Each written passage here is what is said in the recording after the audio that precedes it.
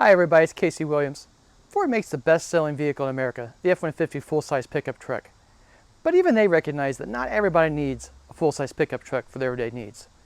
And for people who want something a little bit smaller, a little bit easier to drive, and a lot more fuel efficient, we have the vehicle this week. It's the 2022 Ford Maverick pickup. Let's go look at it. If you need to pull a 30-foot RV or put a couple of tons in the bed, the Maverick is not going to be your truck.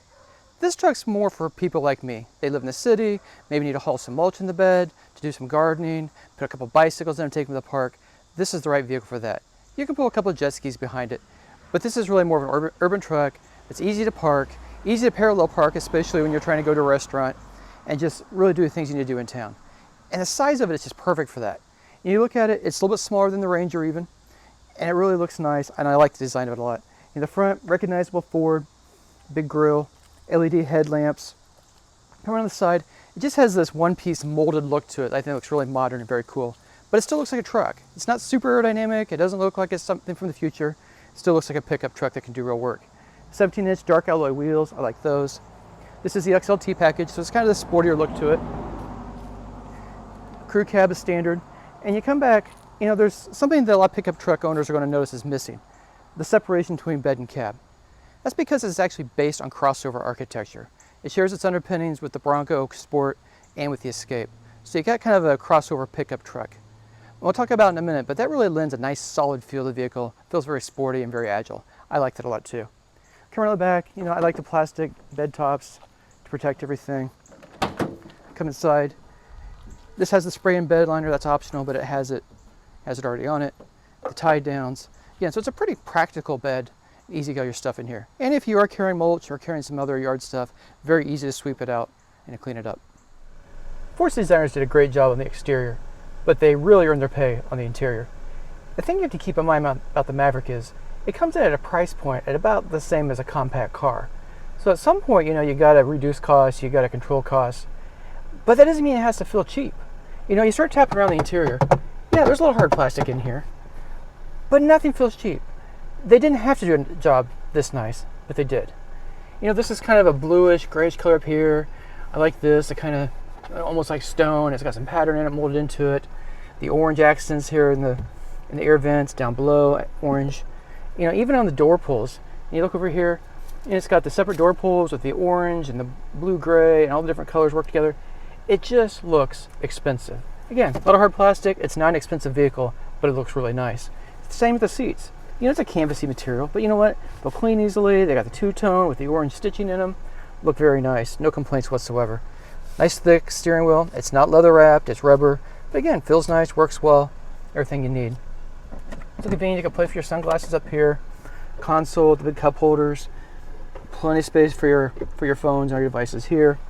I like the rotary gear selector. This has single mode automatic climate control. Again, you don't have dual mode, but you do have single mode, so it's automatic there. That's nice. USB inputs here. Touchscreen. Again, just simple, easy stuff. It doesn't have to be complicated. The audio, the phone, your apps, settings, all up here. Nice, easy icons down below. Easy to scroll through them.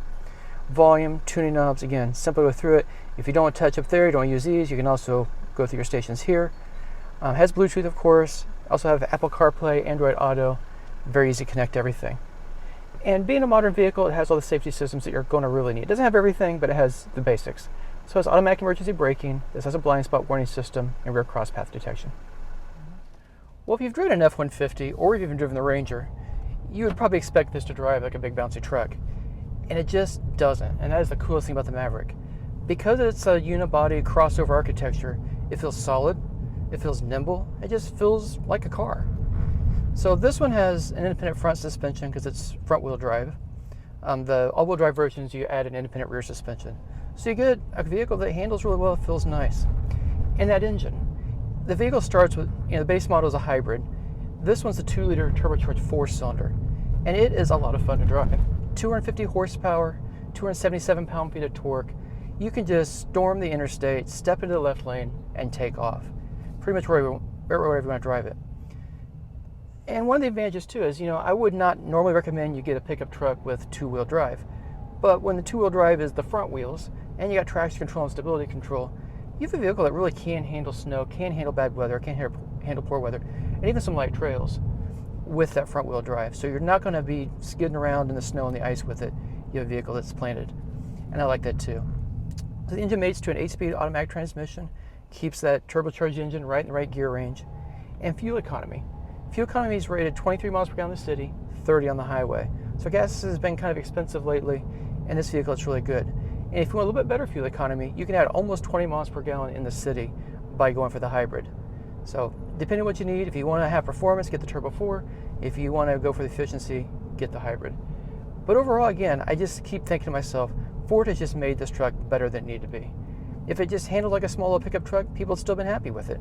But they didn't. They made a vehicle that's tight, it handles well, it absorbs the road rough really well, just rumbles over the rough pavement, handles well, get on the highway, stomp on it, and just enjoy driving this truck every day. Ford didn't have to make a truck this good. They could have made something that handled like a truck, looked like a truck, had a cheap interior in it, but they didn't. They made a very fun to drive vehicle that can do a little bit of light work, still get 4 or 5 passengers inside of it, and get really good fuel economy doing it.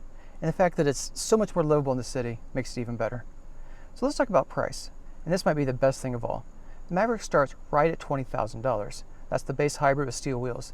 This XLT with the turbocharged engine in it, $26,420. And I think that's a pretty good deal for all this offers. Well, next week, we have another fun vehicle. Until then, storm forward.